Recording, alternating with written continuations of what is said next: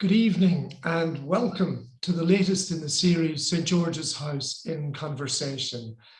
It's terrific that so many of you are able to be with us again tonight, and thank you to those of you who have sent in some questions for our guest. It's an absolute pleasure to welcome Dame Jayne-Anne Gadhia, one of the stellar figures in the world of finance. Jayne-Anne is most recently the founder and executive chair of Snoop, which I hope we'll come to later on. She's also chair of HMRC and non-executive chair of Goldacre. And from 2007 to 2018, she was CEO of Virgin Money, working closely with Richard Branson. Jayne-Anne also spent 5 years with RBS and is a chartered accountant by training. In November 2016, she was appointed as the UK government's Women in Finance Champion. And in July 2017, she became a founder member of its Business Diversity and Inclusion Group. And in 2018, she was named Leader of the Year at the Lloyds Bank National Business Awards. She's also chair of the Princess Foundation and senior independent director of the Tate. She sits on the UK government's Industrial Strategy Council, the Mayor of London's Business Advisory Board, CRUK Corporate Board, Financial Inclusion Policy Forum, Lloyds Culture Advisory Group, and Salesforce Advisory Board. Jayne-Anne was made a Dame in 2019. Jayne-Anne, when I read that, I think that there must be two of you at least. Now, there are very many issues we might cover tonight, but I wanted to start by going back to your early years, to your family, your upbringing, your schooling. What shaped the young Jayne-Anne? Oh, thank you, Gary, and thanks for that introduction. I feel quite exhausted having listened to it, and you'll be glad to know that I'm trying to reduce some of those roles as time moves on. They are all correct, though, at the moment. What shaped the young Jayne-Anne? Well, I was an only child, working class family. I think now, although it sounds a little bit trite, that the fact that I was born very tall, I grew to be very tall, was important. So I'm 6'2", and that was very unusual when I was growing up, and meant that I was bullied at school. So I think an only child looking unusual and struggling at school was a bit sink or swim, I think. And that was all sort of added to by the fact that my father lost his job when I was about 13. And we moved from the Midlands, where I grew up, to Norfolk. And I went to a new school, and it had been an all-boys school. And I was the first year of girls. There were 17 girls in this entire school. And the boys all started by screaming at me in a horrified way because of the way in which I looked and the way in which I'd grown. And I think, you know, as I say, sink or swim, I realised that I had to either fight back and succeed or go under. And I think it probably, I wouldn't recommend it to anyone, but I think it probably meant that I was able to cope subsequently in a very male world. And you'll be amused to know that I'm with you tonight missing a quiz night with those very people that were screaming at me. Oh, really? All those years ago. We've all got back together on Facebook, and it's funny how time changes things, isn't it? Oh, well, that's good. Well, at least you're all friends now. Exactly. That's not so bad. And Jayne-Anne, you trained first as an accountant, but that career really wasn't for you. So you were kind of poacher turned gamekeeper. You went to the Norwich Union. And in your book, that experience stands out as a genuine learning curve. And what lessons did it teach you? And also, what was that world like at that stage?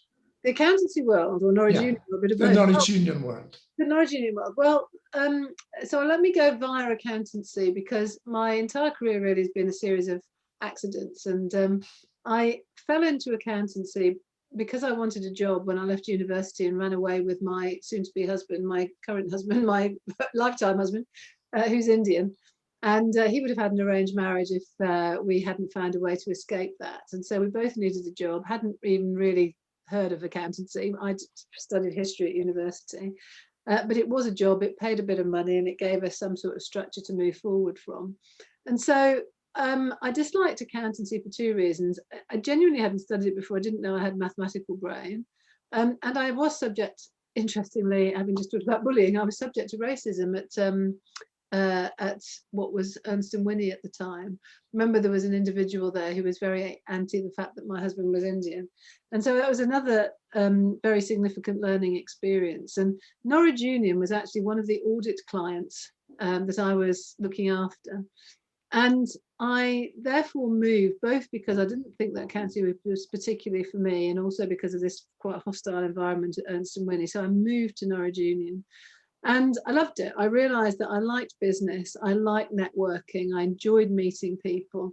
I used to spend an awful lot of time just going to chat to people about the jobs that they did and, you know, try to understand how the business fitted together. And I went, of course, as a relatively junior accountant there. And it was in 1987, I think, when there was a stock market crash. Was that Black Monday, I think? Mm-hmm. And the work that I was doing had centered on an investment portfolio. And because of the stock market crash, the work never came to fruition. And I was a member of a team of 5 people. And I remember us being very frustrated that we'd done a lot of planning that hadn't come off. And I went to see my boss, a great man who I credit a lot with all sorts of things. And I said to him, you know, I'm really fed up that this hasn't worked out. The business isn't thriving. And, you know, the marketing team are clearly doing no good at all because this business is just, you know, failing as a consequence of what's happened in the market. And that was Christmas time. And a couple of days later, he said to me, when you come back from Christmas holidays, don't come back here. And I thought, oh God, I'm being fired for the first time in my life. He said, I want you to go to the marketing department and you say that you want things to be better, go and make them better. And it was a real shock to me, but was a brilliant experience. And it was funny, really, because, again, having kept in touch with this particular person, one of my friends there was a woman called Sally Hannington. And Sally was an actuary and I was an accountant. And it turned out that she'd been asked to do this marketing job before I had and felt that she wanted to stick to her professional life and not become a marketeer. And she says to me, even to this day, that she wishes she'd taken that role because it would have broadened her experience. And I think, you know, for me, it was just an example really of taking my chances. I was unhappy where I was. It was a new opportunity and an interesting time. And I've realized that I had the sort of affinity with marketing. I liked being creative. I liked selling. And that was a very good lesson for me. Yeah, and you mentioned a friend there, and I noticed as I read your book that you place a great value on friendship. You remember people who have helped you all the way through, which is not necessarily the case at the level you've reached, you know, where it is so exalted, as it were. But friendship is important to you. Yes, I think I hadn't realized, Gary, how important until I wrote the book. And as I was writing the book, those people that had been so influential in my life and such supporters through my life really sort of popped into my mind as I was writing it. And the thing that was really interesting for me was that they were all, or they continue to be, how can I put it, entirely normal people, which is what's really great, I think. I mean, I remember, you probably want to come on to the time at RBS, but I remember spending some time at RBS, and I used to live in Norwich, work in Norwich, but I have to fly to Edinburgh to meet with RBS people. And as a result of doing lots and lots of traveling, I met a whole variety of people, whether they were people that picked me up at the airport or the security guards that looked after me when I was going in to see the senior people. And when we finally made a deal happen between Virgin and RBS, I was able to throw a party in Edinburgh. And my boss at the time turned up at the party and said, why is it that you've got the drivers and the security guards here when actually you should be celebrating, you know, the big wigs? And I remember saying to this really nice man, I said to him, well, they're the people that have looked after me. And I think through my life and through all our lives, there are people that you realise without them, you'd never have got anywhere, and they tend not to be celebrated. And the book enabled me to remember that and celebrate that, I think. Terrific. And we will indeed come, I hope, to RBS and Virgin a little later. But just more generally, Jayne-Anne, the world of high finances is traditionally one of a highly toxic male culture. I mean, the loads of money people, the flaming Ferraris, etc. Is that still a fair perception? Or how did you deal with that earlier in your career? And has that changed much over the years? I mean, it's really interesting, Gary. I would say that in all of my career, I've never met that sort of comic book character, or at least very few of them. I suppose as I talk now, I can think of one or two that have been that high octane sort of alpha male character. Broadly, I think that there's an awful lot of very clever people in banking that do want to do the right thing. And what influences them, I think, is the culture that they're brought into. So it's not that they're bad people, it's that previous regimes or generations have created a culture which emphasizes that sort of behavior. And therefore, people tend to feel that to be successful, they have to behave that way. I mean, I can remember a gentleman who's a very famous investment banker now, and he came to see me a few years ago and said, you know, I'm finding this environment really difficult. I really want to do something more purposeful with my life. Can you help me? And so I think that we have to address culture if we're going to address all sorts of change in business. And one of the things that I've tried to do, encouraged very much, as you mentioned earlier, by the government over the years, is to focus on gender and diversity and equality. And I think that is in financial services, that is definitely being picked up now. It's 5 years since we launched the Women in Finance Charter. At the beginning, 5 years ago, I remember seeing one of the alpha males that you're talking about, actually, somebody that continues to run a very big insurance company. And I asked him if he'd signed up for the Women in Finance Charter. And he said to me, no, I haven't. And I said, why is that? And he said, because there's just not enough good women. And I was so shocked at the answer. I was livid. And yet 5 years on, and by the way, I did persuade him to sign up in the end, and all was hopefully well. But 5 years on, I don't think he'd have that conversation anymore. I do think cultures are starting to change, such that business leaders are seeing that gender equality, diversity is driving innovation and change in a positive way. And so the conversations are different, and as a result, the behavior in the business is different. So I think focus on culture is really important. Yeah, I mean, diversity and gender equality, and it all comes with a lot of publicity and push from government, from the media, etc. But is it a slow process?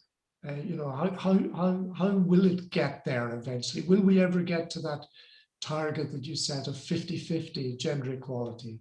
Yes, I mean, we're just about to announce the Women in Finance results for the last 12 months, and I nearly told you the numbers, and I won't do that. But you know, there's another very significant number of financial services firms that have got to that level, that 50-50 in the higher echelons of the business. And so I think without a doubt, because this is now becoming much more normal. You know, it's almost awkward if you have to say to people, shouldn't we have more women in this room, or shouldn't there be more women in your senior team? When I started this out 5 years ago, it was a conversation that often men sighed at and said, oh God, I suppose I'll have to talk to you about it. Now they're the first people telling me what they've achieved. And so that's the thing that's changed, I think. And if you can get to a place where this becomes the norm and it's getting there, then I think we've made a real difference. And you know, it's an important difference. Right. I thought you were just about to tell us the number there. Yes, I was. I thought we had our first scoop. The reason was, Gary, that I've had to record a little video about it today, so the number's on the tip of my tongue, so I must put it back in. Okay, I might try and slip a question in about that towards the end again. You never know our luck. And one of the things you said in the book, and it's a kind of a personal thing, it is a personal thing really, is that, you know, economically, you were sound, but emotionally it was difficult in family life. So I'm just thinking about that balance between life and work, which is so much of an issue now in the middle of pandemic, etc., but it's an issue even without pandemic. And looking at your biography, how do you manage to get that balance? Do you manage to get a balance? Well, it's really interesting. I think now, rather than work-life balance, I genuinely would be talking about mental health, I think. And I try very hard to shape my life in a way where my mental health feels good. I don't know whether that's balanced, but if you see what I mean, but it suits me in terms of being able to live comfortably within myself. And I've only just started to be able to properly understand what that means in my own head, but if I can go to bed at night not worrying about anything, feeling that I've had a good day, having done a bit of exercise and not having left over too many significant issues today to do tomorrow, then broadly I can read a book, turn the light off and go straight to sleep. And for me, that's a really big test. If I'm lying awake at night or I can't, for me, if my mental health isn't good, I find it impossible to read a book and very difficult to listen to music. It's really odd. I don't think I've created that deliberately for myself, but if I can't listen to music, I know I've got something to sort out in my mind. And so, as I say, I think I'll answer your question by saying broadly, perhaps 5 nights out of 7, I sleep well and read my book and listen to music happily. And I think that's a pretty good balance, really. That sounds like a pretty good balance to me. And just thinking for a moment further about your family, Jayne-Anne, and your husband Ash, and I had the pleasure of meeting a very young Amy at St. George's House a few years ago, but you mentioned this briefly a moment ago. You met Ash at university. He was slated for an arranged marriage, but the two of you managed to thwart that plan, and you've both been together ever since. It's a mixed marriage, and you referenced the colleague at your workplace who refused to sign your wedding card because you were, as it were, marrying outside the tribe. Were you acutely aware of racism and really now thinking of Black Lives Matter and all that's going on in contemporary society? Do you think the UK is getting better in this area? Oh yeah, I do. As you take me back to those times, I remember two things that really stand out. I remember studying for my finals, actually, so I'd have been very young. And I'd come back to Norwich in order to do some revision, and I was studying in the Norwich Library. And I was walking down to see Ash, who'd got a job, I don't know, half a mile away or something. And a man, clearly with his own mental health problems, ran after me and threatened to kill me because he'd seen me with Ash.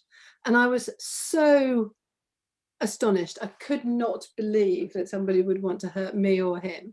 And at the same time, there were some race riots in the country. And I think I remember my husband's Gujarati, and there was a Gujarati doctor who'd stepped out of a car and somebody had asked him for the time. And as he looked at his watch, he was stabbed to death. And both of those things happening at the same time just shocked and horrified me more than I could ever imagine. I was marrying someone who was and continues to be the kindest person I've ever met. Why on earth would somebody want to hurt him because of the colour of his skin? I just could not imagine a world in which that was the case. Now, do we still see that? Yes, we do, and that is appalling. But if I look at the sort of other areas of life, we were very unusual in having a mixed race marriage. I think that's much less unusual now, and I celebrate that. I think that in terms of diversity in the workplace, it's nowhere near good enough, but it's starting to be better. I think that the comments that I've made about gender equality starting to become at the very core of us rather than something that has to be forced through. Once we've got to a place where the full diversity agenda is equally not questioned, and just the way in which we do things, the better. And I think that happens through role models. And we've got really brilliant role models now, whether you like them or not because of their politics. We've got all sorts of people from a full range of British heritage, full range of non-British heritage, old and young, black and white, young and old, gay and straight. And I think that being able to see those role models is what's changing society now, and changing it very much for the better. Good. Oh, that's helpful. Thank you. And staying just a little longer with personal matters, Virgin Money chose Heads Together, a mental health charity, as its London Marathon Charity of the Year in 2017, I think it was. And that charity works to destigmatize mental health, which is an important issue for you, and one grounded in your own life, and you've written quite openly about that, which is terrific for people who themselves have had difficulty in that area. And perhaps you just say something about that journey for you. Yes, well, I found it very difficult. We found it very difficult to have children, and after umpteen miscarriages and many failed IVF treatments, Amy came along, and I think by that stage I was 41, and assumed that my child would fit into my normal life, and I'd just carry on as normal. And of course, not only did that not happen, but I didn't want it to happen. I loved my daughter and didn't want to have to make all of the sacrifices to leave her that doing the sort of job I was doing at the time meant. And all of that together with hormones raging everywhere meant that I suffered from very severe postnatal depression. And again, I suppose, a bit like some of the other experiences that I'd had, I suppose out of that sort of darkness can come some good. And I remember going back into work. I had to work. I was actually given up work because I was earning much more money, and therefore I was the sole breadwinner in the end. And I went back to work, and I remember in quite an emotional state, standing out in front of quite a significant bunch of about 50 people, and saying, well, I've come back to work, didn't really want to leave my baby, but if I'm going to have to, I really want it to mean something. I'm very focused on us doing something purposeful at work. And as I finished speaking, I looked up, because it was a pretty selfish thing to talk about, really, but I looked up and there were a number of people in tears. And I realized that actually it wasn't just me that felt like that. And so we absolutely embraced the opportunity to try and use Virgin Money, as it became, to do some good in the world, not just to make some profit in the world, if you see what I mean. So that was very helpful. And then when it came to writing the book, I wondered whether or not to write the story, because and it was a really interesting thing, because I thought, gosh, people know who I am in the city. And if I talk about having any sort of mental health weaknesses, I thought of it, is that going to constrain me? Is that going to be, am I going to be criticised or seen as a person that's weak? But I wrote it. And on one particular evening, I got a call from a friend of mine who is a journalist. He'd been a very senior journalist in London, and he'd gone to New York for a few years and had just come back, and he'd asked me out for dinner. And we were catching up, and I said to him, I've written this book and I'm really worried, I don't know whether to put this paragraph or chapter in about mental health. And he said, well, you drink your wine, let me read it. And I'd written my book on can you believe it sounds ancient now, on a BlackBerry. So I gave him my BlackBerry, and he read the chapter on mental health, and he put it back on the table, and he was in tears, and he'd had some experiences himself that were relevant. And he said to me, if you're going to do it, you've got to do it properly. You've held too much of yourself back. If you're going to tell the story, tell it properly. So I rewrote it, and he said to me, if you write that properly, I will publish it in my paper, and if anybody is negative about it, I'll sort them out for you. And I think, you talked about friendship earlier, Gary. It's that sort of thing that I meant. He gave me the confidence to do the thing that you've talked about. I wouldn't have had the confidence to do that on my own. And I've been constantly amazed at how many people say that was a good thing to do. And it felt a very scary thing to do. But I also found, if you like, in telling the story, quite a lot of strength in the fact that, yet again, it was quite clear it wasn't just me that has been through that. And again, I think that the support in us all knowing that we share some of these things together. Yeah, thank you. And I think also it's so helpful when people in public positions like you do speak about these issues. So helpful to people listening who may themselves suffer in this way, or have family and loved ones who suffer. I think it's a terrific thing. But let's go more broadly now. You've worked with some of the titans of the financial world. I mean, I'm thinking of Fred Goodwin at RBS, which for him ended badly.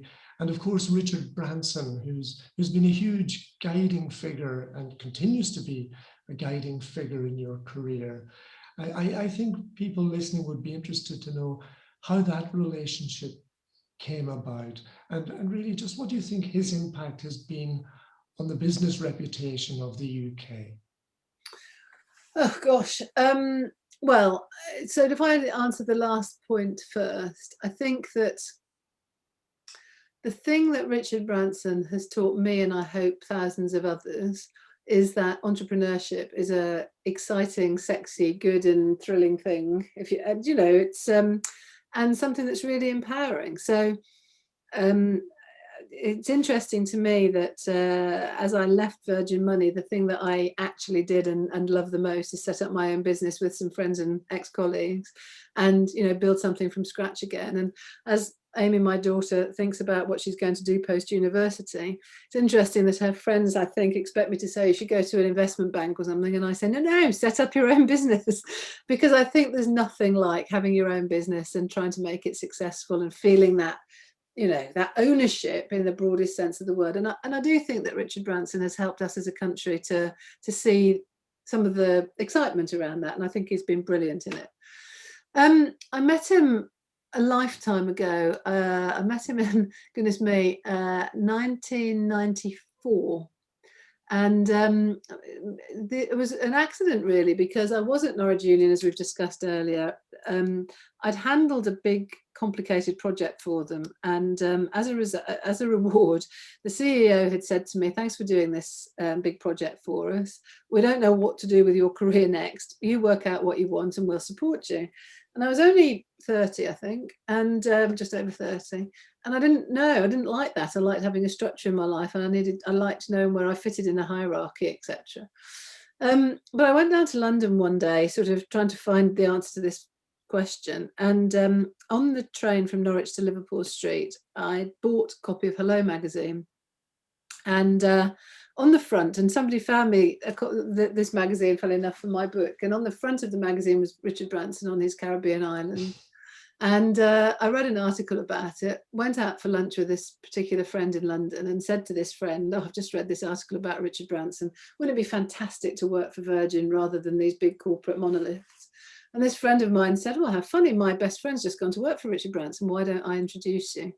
And so this friend Alistair introduced me to Rowan Gormley, who, funny enough, I was talking to only yesterday, on Facebook at least. Rowan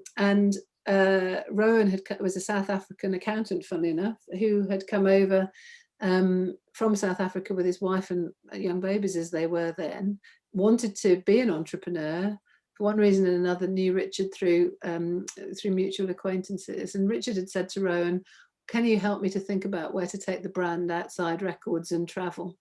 And Rowan had just come to the UK and had found it very difficult to set up life insurance for him and his family. And so he was thinking, well, is there a good way that Virgin could help people like me with life insurance? Norwich Union was a life insurance company. Alistair introduced me and Rowan. I was able to bring Norwich Union to Virgin, and Virgin Money was the consequence. Right, how interesting, how interesting. Now you won't give me the scoop on the equality figures, but I wonder if maybe you'll tell that wonderful story about dinner with Richard Branson and the missing watch. So this is a real, I suppose, for me, I brought up in a very straightforward working class background, and I hadn't had that many. I hadn't experienced the world that much, I guess, and so everything I experienced at Virgin was new and exciting. And in 1994, it would have been about Christmas time when Norwich Union and Virgin signed the deal to set up what was to become Virgin Money. And I was sat at this dinner. There were only about, I don't know, 15, 20 of us at this dinner, maybe less. And I was sat at Richard's left-hand side. And I was, thrilled to be there and chatting to him about how he'd bought Necker Island and, all sorts of other things that we'd read about at the time. And as dinner went on, he said to me, oh, have you got the time? And I looked at my watch and I said, oh, I might seem to have lost my watch. And he said, oh, no, where is it? And we started to look around the floor for it and couldn't see it anywhere. And I was particularly puzzled. And I said, I have no idea, where can my watch be? And he put his hand inside his jacket and he pulled out a watch. And he said, do you mean this watch? And I said, how on earth did you do that? And he said, I hypnotized you. I said, don't be ridiculous. You can't possibly have hypnotized me. He said, let me tell you a story, Jayne-Anne. He said, a few years back, I was trying to get some new aircraft for Virgin Atlantic, and we couldn't afford the price to lease them. And they were coming to us from Airbus. And I took the CEO of Airbus out to dinner. And I said to him, you know, I can't afford to buy the planes or to lease the planes at your price. I'd like to negotiate a new price. And the CEO of Airbus said, I'm really sorry, this is my rock bottom price. Anyway, they talked about it. The CEO of Airbus wouldn't move. And Richard Branson said to him, look, if I can hypnotize you, can I have them at the price that I want? And this guy apparently said, well, you can, because there's no way that you'll hypnotize me. So they carried on through dinner. And at the end of dinner, Richard said to the CEO of Airbus, what time is it? And the man went, oh, seem to have lost my watch. And they looked around the floor, and Richard put his hand in his pocket and said, do you mean this watch? And he said, how did you do that? And he said, I hypnotized you. And they got the airplanes for the cheaper price. And for me, that's proper entrepreneurship. That is a real scoop. Richard Branson, hypnotist and pickpocket. Well, and funny enough, sorry to interrupt you, Gary, I don't know if anybody's seen the news today. You've only just made me think about it. But there's an article on the BBC News today, which is how if you understand magic, you can understand business. And maybe that is the ultimate example. Maybe that's it. But of course, Richard Branson's a leader. You're a leader. So what do you think are the core values of a leader? And can leadership be learned? I think that many years ago, I went on a leadership course, actually, and it was one of those things that was an outdoor adventure. Half of it was outdoor and half of it was bookish, if you like. And I discovered that I did have some of the traits to be a leader. And I remember saying to people, you know, the trouble with leadership traits is how do you know that they're going to be good? And we had a long conversation around, actually, you can use leadership characteristics for bad as well as for good, and look at some of the bad things that have happened in the world. They've come from people with good leadership characteristics, right? So the first thing I think is that it's super important to realize that leadership has to be with the right values and the right approach going forwards. And we should always remember that, I think. For me, I think the thing that Richard Branson taught me, and something that's a bit natural in my personality, and by the by, I say that not hubristically because it gets me into trouble a lot, but I can't help it, is a couple of things. The first is to challenge the way in which things are done. I do think that you can't be a leader if you just follow the status quo, because you'll never make any difference. And I think that, setting up Virgin Money at the very beginning is a good example about that. So, as I say, I've been able to persuade Norwich Union and Virgin together to create the thing that became Virgin Money. And we needed some people to make that happen. And it was really difficult to negotiate which people were going to join us. And so, because I knew a lot of people at Norwich Union, I sort of picked out in my own mind who the good people were, rang them up one Friday night, let's call it, and said, could you come down and join us at this little office that we're using for Virgin in Norwich on Monday? And there were 14 people, and every single one of them came, even though they knew that Norwich Union hadn't approved it. And Norwich Union went mad. They were so cross that I'd pulled these people out. And I remember that I was sat in Rowan's room, and he'd got a conference phone on his desk, and the HR director of Norwich Union rang him, didn't know I was there, and this guy was literally going mad, saying, Jayne-Anne's rung all of these people, told them to come and work down with you, and we don't think they're the right people to do it, and how dare she do it? And I remember Rowan saying, to his eternal credit, well, you don't think they're the right people, then we'll have them, thanks very much, and let's see what happens. Anyway, we launched the business from scratch, and it all went pretty well. And the CEO of Norwich Union took me out to dinner to celebrate. And he said to me, Jayne-Anne, what was it in those people that you saw that we didn't see that meant that they could actually get something like Virgin Money off the ground? And I hadn't realised it at the time, but I realised that we were actually all the troublemakers. And as I say earlier, that's not creating trouble for badness, but creating challenge to do things better. And I think that is actually what leadership's about, trying to make it, being able to make a difference, perhaps being able to pull a team of people together to make a difference, but not being constrained by the status quo, or put much more succinctly by Richard Branson, screw it, let's do it. Good, and that's, of course, very interesting for our leadership fellows, a good number of whom are tuned in this evening. We're doing this interview online, of course, because of the pandemic. And I wonder just what you think will be the longer term impact of COVID-19 on the UK financial sector? Oh, that's a big question, Gary. I mean, what will it be for, us as individuals, our families, our jobs, the country and the world? Goodness me, if only we knew the answers. So I don't know specifically what it'll be for the financial sector. Look, I think on the one hand, of course, the devastation that it's caused in terms of individual families, societies and economies is catastrophic, and to be mourned in that way. But I do think that it's enabled us to see a future and advance a future that would have been many years away without it.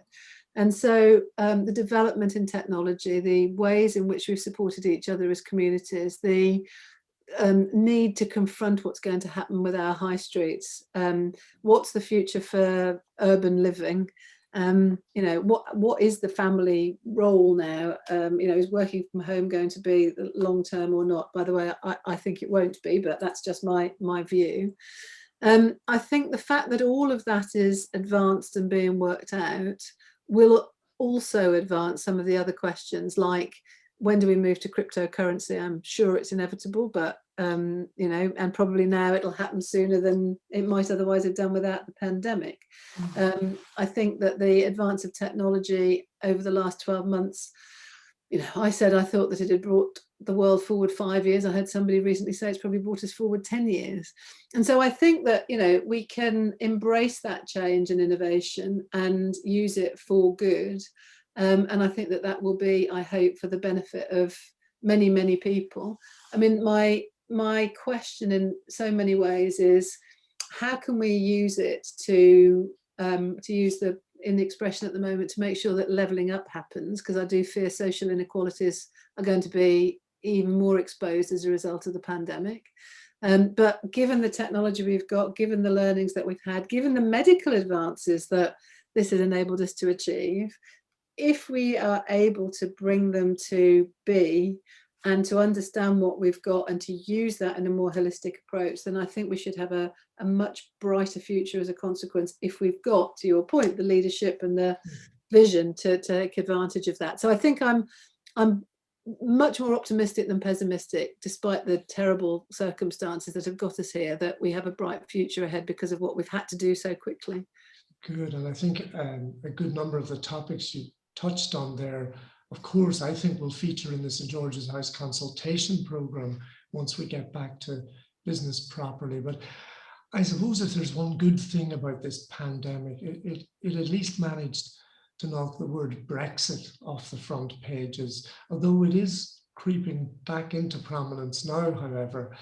A few weeks ago, I interviewed Sir David Omond, and he, it turns out, was at the centre of really significant historical events. And I think, if I'm right, just before the result of the referendum came out, you had dinner with the Prime Minister. Two things occurred to me. Just what was your sense of being at the heart of such a crucial moment for the UK? And do you think Brexit will actually work out well for Britain in the long run or not? Gosh, yes, I mean, I was very fortunate. I was at a small dinner. There were 6 of us, including Richard Branson, David Cameron and others, at this dinner, which was held on the Monday night before the referendum on the Thursday. And it was a huge privilege to be at that particular dinner. And I suppose there's just 2 things that I'd say about David Cameron at that dinner. One was how hard he was working. He was exhausted, but still fighting, if you know what I mean, and it's hard work for sure. And that actually the thing that I found moving and positive was that Richard Branson said to him, "Don't you have quite young children? Don't stay too late, go up and read them a bedtime story," and he did. And I think those things are really important to know in people like Branson and Cameron, that those things remain important even at the heart of some difficult times, and that was something I noticed and valued. As far as Brexit itself's concerned, and forgive me because I think it's so hard to talk about this without sounding political, and I don't mean to be, but let me put it like this: I was a Remainer, but I'm not a Remoaner. I think that we are where we are. I'm absolutely determined that for all of us, this country has to be as successful out of Europe as it was in Europe, and it's beholden on all of us to make that true. And I think, you know, as you said at the beginning, Gary, I'm the chair of HMRC, and there are some unsung heroes there, I think, who've done a humongous amount of work to get the country ready for the things that it's had to do as a result of the referendum, with no political agenda whatsoever. It's just had to be done. And I think that that's the really important thing, that, you know, we, one way or the other, this is something that we're going to have to make great, and we will make great. And I think you're right to say we shouldn't let, I don't think you put it quite like this, but Brexit's behind us now, and we need to build a great future together. Okay, well, we're coming close to the end of our time, but I'm sure our listeners, our viewers would be interested to know where you're directing your business energies now. So maybe you tell us a little bit about Snoop. Well, thank you. Yes, so Snoop, I'm really excited about Snoop. So when Virgin Money was acquired by the Clydesdale Bank back in October 2018, we, Virgin Money, were in the middle of a big project to build a new digital bank. And sort of alongside that, when Clydesdale turned up, they'd got their own digital bank. So it was quite clear that my team were going to be made redundant as a result of the acquisition. And they came to see me one day and said, you know, we're all going to be out of a job. We've all worked so hard. We've all had fun together. Why don't we set up our own digital bank? Let's call it Gadhia Bank or whatever. And we all knew that actually we didn't have enough money to set up something that's a bank, even if we'd wanted to. But we did have banking skills and experience. And so we decided that we'd create a business that was based on a new regulatory thing, which is called open banking. And the idea behind open banking is this: you know, the big banks do have what's probably not legally seen as a monopoly or oligopoly, but nevertheless, there's very few banks in the country, and they have most of our bank accounts, right? And of course, in having, as a consequence of that, they can dominate everything to do with our lives. And what the government and the regulators tried to do for a very long time was to challenge that by encouraging banks like Virgin Money or TSB and others, Metro, Starling, etc., to launch and to challenge the big banks. And many have done well, but the big banks are still really big. And so what regulators have done is to say, right, well, another way of challenging is to require big banks to make our banking data available to other companies, if a customer allows, so that the banking data isn't just held by the big banks to their own advantage, but it's used properly by customers for their advantage. And that's what's called open banking. And all of the big banks are required to do that.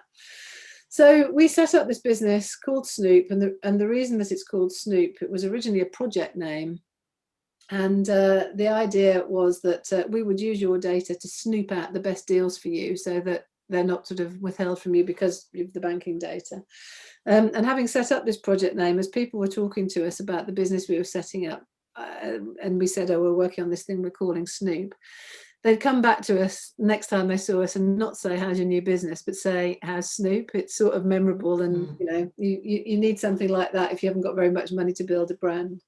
And so we market through social media only. We're very efficient and effective at that. Got my brilliant marketing director from Virgin Money doing that. Customers join us and they join up, they bring their bank accounts with them, and we can connect their main account. Many have a digital account. They also have a credit card account. We can aggregate all of their data, see where they spend their money and where they've spent it historically, and then we can make suggestions as to how they can spend better and save more. And we reckon we could save customers about £1,500 a year by giving them this analysis that's based on artificial intelligence. And I mean, it's gone brilliantly well. We'll have launched, we launched on April the 17th last year. We've currently got about 200,000 customers. 75% of them connect their bank accounts. We're generating revenue. We've raised quite a lot of money to support it, and it's very exciting. All right, and 200,000 customers. And is there a target figure? Well, we think that in 3 years' time, if we're super successful, we will be at about 4 million customers. Oh, wow. Okay. So, Wow. so hopefully you'll be one of them, Gary. Well, that's very interesting. Thank you. I know our listeners will be very interested to hear about that. Jayne-Anne, we spoke earlier about the work-life balance, and I have now eaten into your work-life balance. So I'm not going to take up any more of your time other than to say what a pleasure it has been to talk to you this evening. I wish it could be in person, and perhaps that day is not too far away. But thank you very much for taking the time to be with St. George's House online tonight. And thank you also to our audience who've been very loyal over the last number of months with this series of interviews. And I know all of us at the House are very grateful to you. So from St. George's House, it only remains for me to say, everybody, please keep safe, keep well, and good night.